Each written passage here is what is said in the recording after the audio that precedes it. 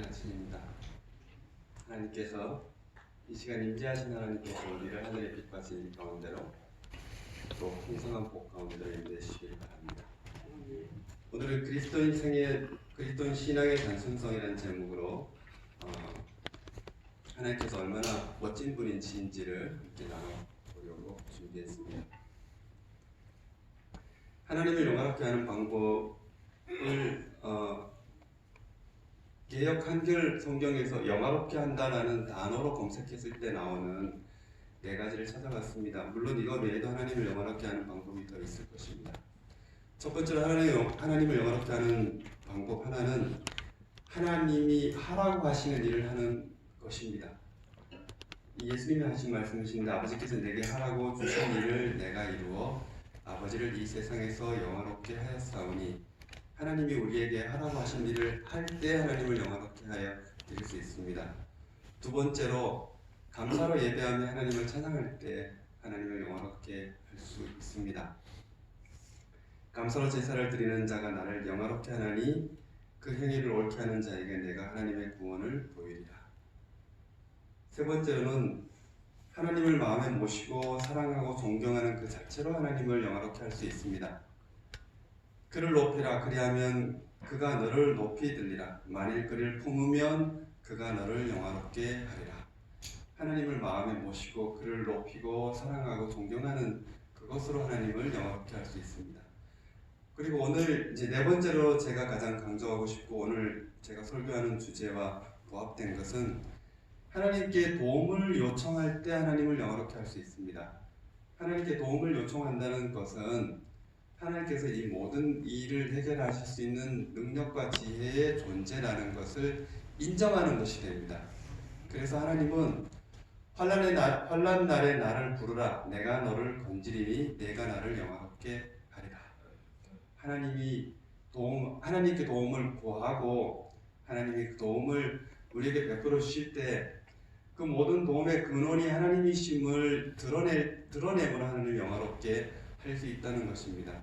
그리고 그 다음 성경절은 저가 내게 간구하리니 내가 응답하리라. 저의 환난 때에 내가 저와 함께하여 저를 건지고 영화롭게 하리라. 이 말씀은 하나님이 우리를 건지심으로 우리를 영화롭게 한다는 것입니다. 그러니까 우리가 하나님께 도움을 요청하여서 그 도움을 주신 분께 영광을 돌림으로 하나님을 영화롭게 하면 그 하나님이 우리를 다시 영화롭게 하신다는, 그러니까 하나님을 영화롭게 하면 하나님이 우리를 다시 영화롭게 하신다는 말씀이 이 말씀 속에 함축되어 있습니다. 하나님을 영화롭게 한다는 뜻은 모든 지혜와 능력의 근원을 하나님으로 인정함으로 그분께 도움을 요청하는 것입니다. 가정교과를 얼마 전에 다니엘의 이야기를 이제 시작해서 배우고 있는데 다니엘이 자신 느부갓네살의 왕의 꿈을 해석하지 못하면 죽는다는 소식을 듣고 하나님께 나아가 간구함으로 하나님이 지혜의 근원이시라는 것을 인정했죠. 예. 그래서 하나님께 간구함으로 하나님을 인정했을 때 하나님께서 그에게 기도에 응답해 주심으로 하나님께 영광을 돌릴 극적인 기회가 다니엘에게 열렸습니다. 그리고 이를 통해서 다니엘과 세 친구가 영향력을 크게 행사할 수 있는 지위로 높여지게 되었죠. 그래서 하나님을 더 크게 드러낼 수 있는 기회가 주어진 것입니다. 하나님을 영화롭게 한 자를 하나님이 영화롭게 하려고 기회를 크게 여신 것입니다.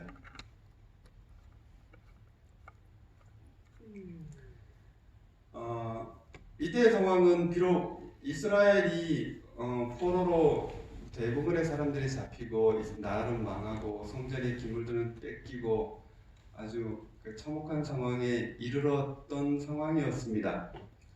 그러나 하나님의 위대하심을 기억하고 있는 사람들에게는 그들이 잡혀가는 외양은 포로였지만 그들의 마음속에서는 더 이상 포로가 아니었습니다. 그들의 마음속에 하나님을 모시고 있는 자들에게는 그들은 선교사이었습니다.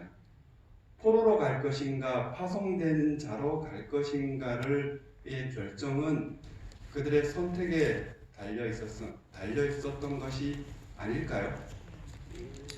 하나님의 능하심을 기억하는 자들은 어디에 처하든지 크신 하나님의 자녀로 하나님의 품성을 대변하는 자로 설 수 있는 것이겠죠? 하나님은 어떤 상황에서도 우리를 도우실 수 있는 능력의 존재시니까요.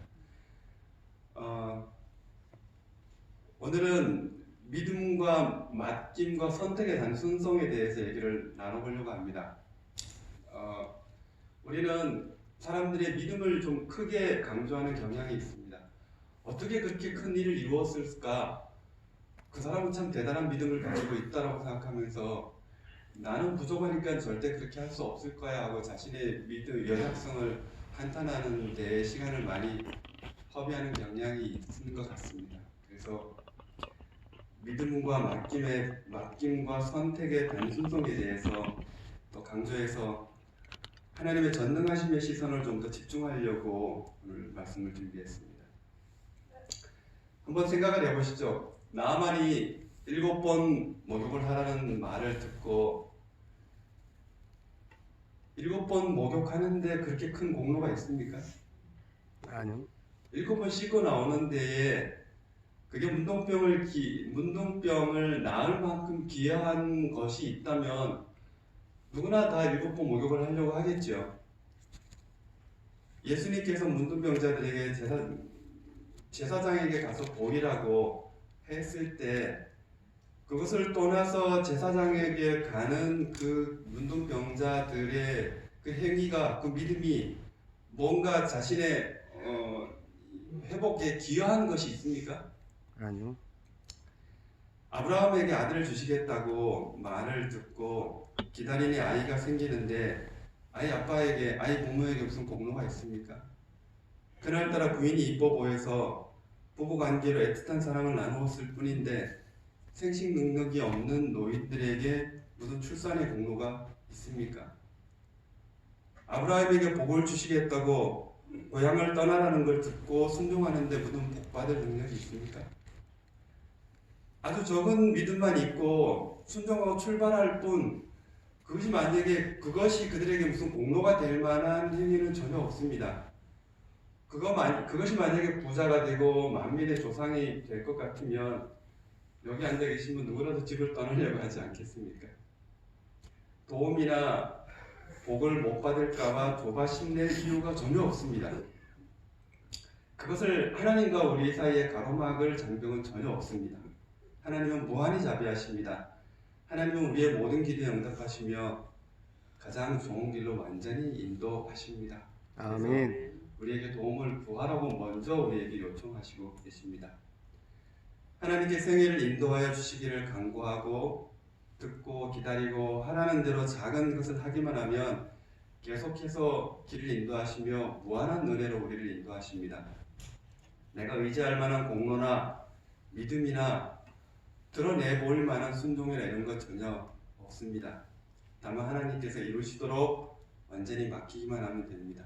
복받는 생애를 살기로 선택하기만 하면 됩니다. 그것을 일컬어 순종이라고 합니다. 그렇게 부르시고 복 주신 하나님께 대한 경험이 이후에 더 큰 자발적 순종으로 이끌어지게 됩니다. 아멘. 이렇게 하나님의 말씀을 들음으로 하나님이 얼마나 좋은 분인지 드러나는 생애를 사는 것을 하나님을 영화롭게 하는 삶이라고 생각이 됩니다. 아멘. 인간은 자꾸 인간의 공로, 그것이 믿음이든 순종이든 인간의 역할을 강조하는 경향이 있습니다. 그러나 성공의 비결은 인간의 공로는 티끌 속에 완전히 묻어버리고 전적으로 하나님이 드러나시는 데 있습니다. 믿음으로 하나님의 도움을 요청함으로 인간의 공로는 전혀 없으나 하나님의 은혜로 살게 되므로 하나님께 영광을 돌리고 하나님은 그런 우리를 높이 드셔서 영화롭게 하시는 것입니다. 다시 한번 생각해 보시죠. 진리를 깨닫게 하는데 책을 펴는 자를 칭송할 만큼 공로가 있습니까? 책을 펴는 자의 작은 순종이 홍수 같은 빛 가운데로 인도되지 않습니까? 하나님은 각 사람을 복 주시기 위해 부르시는데 부름 받은 자에게 무슨 공로가 있습니까? 마치 물에 빠져 허우적거리는 사람에게 어떤 사람이 구명 튜브를 던졌더니 던진 사람이 아니라 구명 튜브를 붙잡은 그 손을 찬송하는 것과 같습니다. 어떻게 그걸 붙잡았대요? 네, 그것과 같습니다. 창조하시고 범죄한 자 살리기 위해 아들도 주시고 끊임없이 복 주시고 은혜를 베푸시는 하나님은 아랑것 없이 허약하고 가련한 인간을 높이고 인간이 마치 그 복을 좌지우지할 수 있는 것처럼 혹시 우리가 생각하는 건 아닐까요? 설교자가 감명 깊은 설교를 한다고 해서 그에게 과한 칭송을 보내서도 안 됩니다. 왜냐하면 감명을 준 것은 말씀 그 자체의 능력, 하나님의 능력, 심령의 역사하시는 거룩하신 성령이시기 때문입니다. 아멘. 하나님을 더 알수록 인간은 더 자유로워집니다. 아무것도 염려할 것이 없습니다. 위대하신 분이 이루십니다. 이루시도록 맡기기만 하면 됩니다. 심지어 어떤 사람에게 안수기도를 하여 그가 회복되었으면 사람들은 안수기도를 해준 인간을 칭송하지만 사실 능력의 근원은 전적으로 하나님이시므로 높임을 받을 분은 오직 하나님이십니다. 아멘. 인간은 단지 인도하심을 따라 그의 마음에 넣어주신 말씀을 따라 기도하며 하나님께 맡겼을 뿐 인도하심과 지도하심과 능력의 근원은 오직 하나님 한 분이십니다. 때때로 하나님은 은혜가 은혜 되기 위하여 응답을 지체하시기도 합니다. 인간적 시도가 다 허지로 돌아가고 인간의 능력에 칭송을 돌릴 여지가 다 사라지고 겸손히 하나님께 완전히 의탁할 수 있을 그때 인간이 스스로 기만에 빠져서 자만에 빠질 위험에서 보호될 그때 하나님은 그분의 탁월하신 능력을 드러내십니다. 그러니까 이것이 하나님의 능력이라고 완전히 고백할 수 있는 그 지점까지 자만으로 기만으로 빠지지 않을 그 지점에 이를 때까지 때때로 하나님께서 응답을 지체하십니다. 그러므로 시련과 고난에도 기다릴 수 있는 사람은 더 큰 복을 누릴 수 있는 사람입니다. 마가복음 4장 37절에서 41절의 말씀을 제가 읽어보겠습니다. 큰 광풍이 일어나며 물결이 부딪혀 배에 들어와 배에 가득하게 되었더라. 예수께서는 고물에서 베개에 베시고 주무시더니 제자들이 깨우며 가로되 선생님이여 우리의 죽게 된 것을 돌아보지 아니하시나이까 하니 예수께서 깨어 바람을 꾸짖으시며 바다들어 이르시되 잠잠하라 고요하라 하시니 바람이 그치고 아주 잔잔하여지더라. 이에 제자들에게 이르시되 어찌하여 이렇게 무서워하느냐 너희가 어찌 믿음이 없느냐 하시니 저희가 심히 두려워하여 서로 말하되 저가 네 위에 바람과 바다라도 순종하는고 하였더라. 누구에게나 비슷한 것 같습니다. 어려운 일을 닥치고 상황이 내가 헤쳐나가기에 정말 힘들다라고 생각하면 내가 할 수 있는 모든 일을 다 해보다가 밤새도록 그 배 안에 있는 물을 열심히 퍼내보다가 드디어 힘이 다 빠지고 도저히 어떻게 해볼 방법이 없을 때 모든 방법을 다 해보다가 드디어 포기하고 예수님을 깨울 때 그분에 의해 폭풍우는 즉시로 잠잠해집니다. 도움을 구한 자를 돕기 위한 모든 능력은 하나님께 넉넉히 준비되어 있는데도 불구하고 우리는 열심히 물을 퍼내는 데만 시간을 때때로 허비하는 게 아닌가 생각합니다. 그래서 어려움을 만날 때 그게 작은 것이든 큰 것이든 언제든지 하나님께 도움의 근원이 있다는 것을 즉시로 생각해낼 수 있다면 그래서 하나님께 도움을 즉시로 요청할 수 있다면 그 사람은 얼마나 복된 사람인지 모르겠습니다.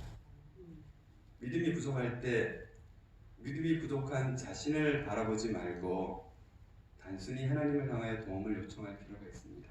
아멘. 맞습니까? 내 아멘. 자신을 내 부족을 생각할 이유가 전혀 없습니다. 내 믿음 가지고 내가 뭘 잘했다라고 생각할 필요도 전혀 없지만 내 부족과 연약함을 생각할 필요도 전혀 없습니다. 그게 하나님이 도움을 베푸시는데 장애물이 될 이유가 전혀 없으니까요.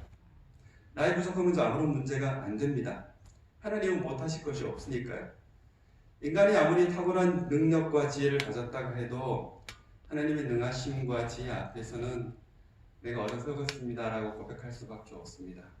하나님은 우리의 부족함과 연약함을 너무도 잘 알고 계시기 때문에 우리가 가지고 있는 언어 그대로 하나님께 요청을 하면 하나님은 우리를 즉시로 도우십니다.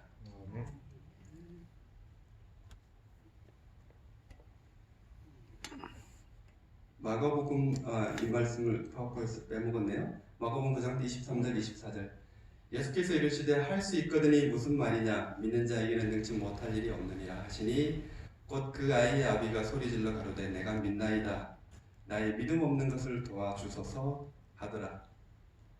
내가 믿음이 없다고 생각할 때 그 믿음 없는 것조차 도와달라고 기도하시면 됩니다. 아주 간단하죠. 믿음이 부족할 때 믿음이 없는 것조차 도와달라고 기도하면 하나님께서 들으시고 응답하십니다.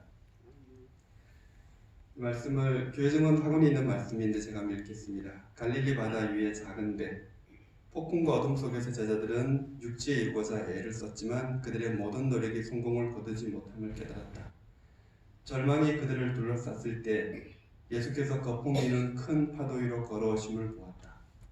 처음에 그들은 그리스도의 임재까지도 분별하지 못했고 안심하라 내니 두려워 말라고 말씀하시는 그분의 음성이 그들의 두려움을 물리치고 희망과 기쁨을 그들에게 주기까지 그들의 공포는 더해갔다. 이 두드러진 사건은 그리스도를 따르는 자들의 경험을 예시한다. 얼마나 흔히 우리는 마치 우리 자신의 힘과 지혜가 충분한 것처럼 노를 젓는가. 그러나 마침내 우리의 노력이 쓸데없음을 발견한다. 그때 떨리는 손과 기진맥진한 힘으로 우리는 사업을 예수께 넘겨주면서 그 이룰 수 없음을 고백한다. 우리의 자비하신 구속주께서는 우리의 연약함을 동정하시고 즉시 믿음의 부르짖음에 대한 응답으로 우리가 그분께 해달라고 요구하는 사업을 맡으셔서 우리에게 그처럼 어렵게 보였던 것을 너무도 쉽게 이루신다.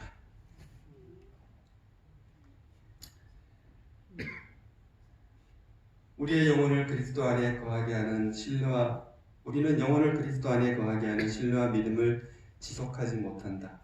우리는 많은 것을 주장할 수 있을 때 아주 적은 것을 주장한다.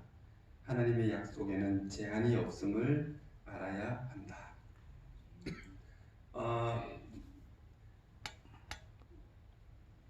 하나님께 다 맡기면 그럼 난 뭘 하지? 이런 생각을 할 수 있습니다. 우리의 그 의지는 이제 공격적이라서 이제 근거를 안 가져왔는데요. 그리스도의 마음과 풍성과 인격에 나오는 말씀입니다. 우리의 의지는 공격적입니다. 그래서 뭔가 주도적으로 나서서 하지 않으면 답답하고 그런 것이 우리 본성입니다. 근데 문제는 우리가 죄로 인해서 너무 오염되었고 기울어졌다는 것이죠. 우리가 하고 싶은 많은 욕망들이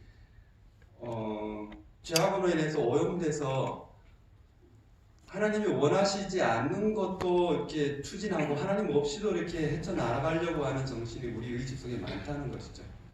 그래서 하나님께 완전히 맡기는 것을 배우고 배우라고 강조하는 것은 하나님께 완전히 맡기는 것이 익숙해지고 하나님이 드디어 내 안에 계시고 나는 그분 안에 거하시며 예수님께서 말씀하셨던 것처럼 내가 행하는 모든 생각과 말이 내 안에 계신 아버지께서 행하시는 그 수준에 이르게 되면 그때는 열정적으로 내가 하고자 하는 모든 일들이 하나님의 뜻이니까 열정적으로 일할 수 있게 됩니다. 그러나 그때까지는 우리의 의지를 하나님께 완전히 맡기는 것을 배워야만 합니다. 우리가 겸손하고 뉘우치는 마음을 가지게 될 때 우리는 하나님께서 당신 자신을 우리에게 나타내실 수 있고 또한 나타내시고자 하는 곳에 있게 된다. 우리가 지난날에 받은 자비와 축복을 근거로 또 큰 축복을 달라고 간구할 때 하나님께서는 심히 기뻐하신다. 그분께서는 당신을 완전히 신뢰하는 사람들에게 기대 이상의 것을 성취해 주실 것이다. 주 예수님께서는 당신의 자들에게 필요한 것을 정확하게 아시며 우리가 사람들에게 축복을 나누어 주기 위하여 어느 정도의 하나님의 능력이 필요한지 아신다. 그러므로 그분께서는 우리가 다른 사람들을 축복하고 우리 자신들의 심령을 고상하게 향상시키는 데 필요한 모든 것을 우리에게 주신다. 좀 길지만 또 읽겠습니다. 거룩한 마음과 순결한 생애를 신실히 추구하는 많은 사람들이 당황하고 실망한 것 같이 보인다. 그들은 언제나 자신을 바라보고 자신의 신앙의 부족함을 한탄하고 있다. 그리고 믿음이 전혀 없으므로 하나님의 축복을 주장할 수 없다고 생각한다. 이런 사람들은 감정, 느낌을 신앙으로 착각하고 있다. 그들은 참된 신앙의 단순성을 보지 못한다. 그래야 그들의 영혼에 큰 흑암을 가져온다. 그들은 마음을 자신에게서 돌려 하나님의 자비와 은혜를 숙고하고 그의 약속들을 하나하나 열거하고 주께서 당신의 약속을 이루실 것을 단순하게 믿어야 한다. 우리는 우리의 믿음이 아닌 하나님의 약속을 신뢰해야 한다. 우리가 과거의 범죄를 회개하고 장래의 순종을 결심할 때에 우리는 하나님께서 그리스도로 말미암아 우리를 받으시고 우리의 죄를 용서하심을 믿어야 한다. 암흑과 실망이 때때로 영혼을 엄습하고 우리를 압도하려고 위협할 것이다. 그러나 우리는 우리의 담대함을 버리지 말아야 한다. 우리는 마음에 느껴지든지 느껴지지 않든지 예수께 시선을 고정시켜야 한다. 우리는 스스로 알고 있는 모든 의무를 신실히 이행한 다음 하나님의 약속을 믿고 평안한 가운데서 쉬어야 한다. 때때로 우리의 무가치함에 대한 깊은 느낌에서 영혼이 공포에 떠는 일이 있다. 그러나 이것은 우리에게 향한 하나님의 태도가 변하셨다거나 또한 하나님을 향한 우리의 태도가 변화한 증거는 되지 못한다. 우리는 마음의 어떤 수준의 격렬한 감정을 일으키려고 조금도 노력해서는 안 된다. 우리는 어제 느꼈던 평화와 기쁨을 오늘에는 느끼지 못할지도 모른다. 그러나 우리는 믿음으로 그리스도의 손을 붙잡고 어둠 가운데서도 빛 가운데서와 마찬가지로 그분을 전적으로 신뢰하여야 한다. 사단은 그들에게는 너는 너보다 큰 죄인이므로 그리스도께서 구원하지 못하리라고 속삭일는지도 모른다. 그들이 진실로 죄 많고 무가치함을 인정하면서 그들은 속죄의 공로로 말미암아 나는 그리스도를 나의 구주로 주장한다. 나는 나의 공로를 의지하지 않고 나를 깨끗하게 하는 구주의 예수의 보혈을 의지한다. 이 순간에도 나는 나의 속절없는 영혼을 그리스도에게 의탁한다는 부르짖음으로 시험하는 자를 대적할 수 있다. 그리스도인의 생애는 끊임없는 산 믿음의 생애가 되어야 한다. 불굴의 신뢰와 그리스도에 대한 굳은 의지는 영혼의 평화와 확신을 가져다 줄 것이다.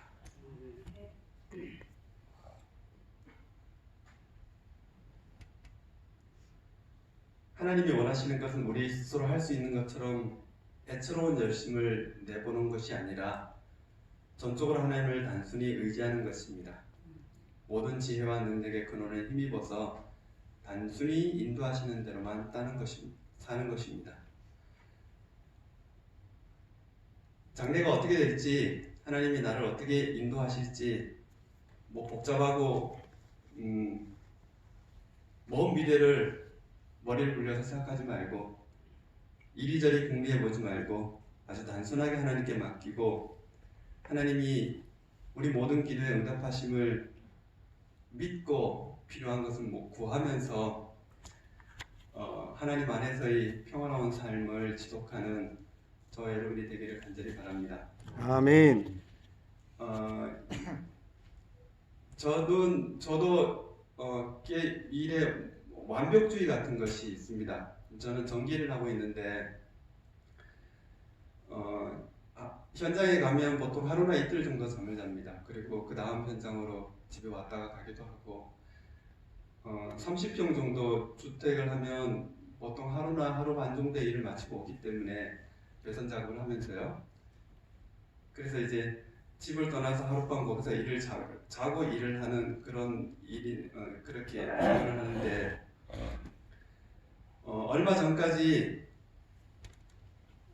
이제 한 현장에 가서 이 현장의 구조가 어떻게 되는지 보고 조금 일을 하다가 잠자리에 들면 밤새도록 일을 합니다. 그러니까 밤새도록 그 다음날 해야 할 일을 머리로 다 하는 것입니다. 그게 제가 그렇게 하고 싶지 않습니다.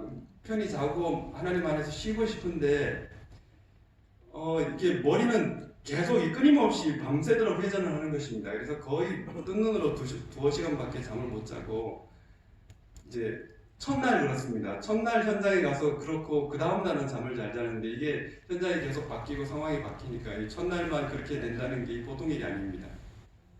그러다가 이제 하나님과의 관계와 그분과의 교제를 즐기는 이 단순한 믿음에 대해서 점점 익숙해지면서 그러니까 그분께 맡기고 뒷일을 완전히 잊어버리는 것을 배우기 시작했습니다. 그래서 이제 현장에 가기 전에 자재를 준비하죠. 하나님 이제 어떤 현장에 가야 되는데 제가 잘 준비할 수 있게 해주세요 하고 생각나는 대로 자재를 준비합니다. 그리고는 뭐 생각이 끝나면 제자 생각했던 만큼만 준비하면 그 하나님이 생각나게 하신 걸 준비한 거니까 제 의무는 끝나는 것입니다. 그리고 뭐 필요하면 또 생각나게 하시겠죠. 그리고 현장에 가서도 이제 전처럼 그렇게 밤새도록 일을 안 합니다. 하나님께 맡기고 그분의 말씀 가운데 기도하고 묵상하고 말씀을 연구하고 그렇게 교제하는 데 시간을 많이 활용하다가 밤에 아주 푹 잠을 잘 자고 잠을 잘 자니까 그 다음 날은 머리가 얼마나 맑은지 이제 이 일이 전체적으로 머리에 이렇게 딱 박혀 있으니까 얼마나 일을 더 전보다 완전하게 일을 할 수 있게 되었는지 모릅니다. 그리고 일을 하다가 요거는 좀 이따가 이걸 잊지 말고 해야 되겠다 하는 생각이 들어도 그 뒤인 일을 이걸 꼭 기록해놔야지 꼭 잊어버리지 말아야지 하는 생각 자체를 안 합니다. 하나님 생각나게 하실 테니까요. 이제 이런 경험을 자주 하다 보니까 이게 보통이 아니구나. 이 하나님이 정말 모든 기도에 응답하시고 내 필요한 모든 것을 생각나게 하시고 인도하시는 것이구나. 이게 사람의 연약성과 부족은 이게 아무 문제가 안 되는구나. 사람의 믿음의 크고 작은 것도 이게 아무 문제가 안 되는구나. 하나님이 얼마나 이렇게 잘 도우실 수 있는가를 깨닫게 되면서 이제 이거 그만하고 싶다. 나 더 큰일을 하고 싶네. 그런 생각을 좀 몇 달 전에 했었습니다. 하나님께서 이렇게 철저히 저를 도우실 수 있다면 이것에 만족하면서 살면 안 되겠구나 하는 생각을 하게 되었습니다. 하나님의 아무도 눈치 볼 필요 없습니다. 주변의 사람도 눈치 볼 필요 없고 어느 누구도 눈치 볼 필요 없이 하나님 앞에 담대하게 독립적으로 서야 합니다. 오직 하나님과 나와만 관계를 갖고 하나님이 인도하시는 대로 완전히 의지하고 살아야 한다고 생각합니다. 하나님은 우리가 어떤 상황을 만날 것인지 미리 다 아십니다. 그래서 그 사랑 안에 완전히 맡기고 사는 자에게 아무 두려움이 없습니다. 사랑 안에 두려움이 없고 온전한 사랑이 두려움을 내어쫓습니다. 하나님은 사랑하시게 되기를 바랍니다. 아멘. 하나님과 그 어떤 것도 끊을 수 없는 단단한 사랑의 줄로 결속되기를 바랍니다. 그러면 내 사랑하는 하나님이 내게 모든 것을 준비하시고 인도하시고 지키실 것이라는 믿음이 하나님께 전 존재를 던져드릴 수 있게 되고 그리고 그 안에서 완전한 평화와 쉼과 사랑의 달콤함을 맛보면서 살 수 있게 되리라고 생각합니다. 저와 여러분이 그런 사랑 가운데 푹 빠져서 사는 저와 여러분이 되기를 바라면서 말씀 마치겠습니다. 아멘. 아멘. 사랑하는 하나님, 오직 하나님은 우리의 모든 기도를 응답하시고 우리의 부족함과 연약함과 작은 믿음에도 불구하고 하나님께 도움을 요청할 때 하나님은 그 모든 기도에 응답하실 수 있으심을 인해 감사합니다. 아멘. 우리의 형편이 어떠하든지 상관없이 하나님 우리의 모든 형편을 아시고 그 형편에 맞게 우리를 도우실 수 있으신 것을 인해 감사합니다. 아멘. 하나님께 전 생애를 위탁할 수 있도록 인도하여 주시옵소서. 아멘. 하나님과 더욱 깊고 끈끈한 사랑의 관계가 맺어지게 하여 주시옵소서. 그리고 아멘. 그 사랑 가운데 완전한 평화와 쉼을 누리며 하나님이 우리에게 얼마나 좋으신 분인지를 증거하며 살게 하여 주시옵소서. 아멘. 예수님 이름으로 기도드립니다. 아멘.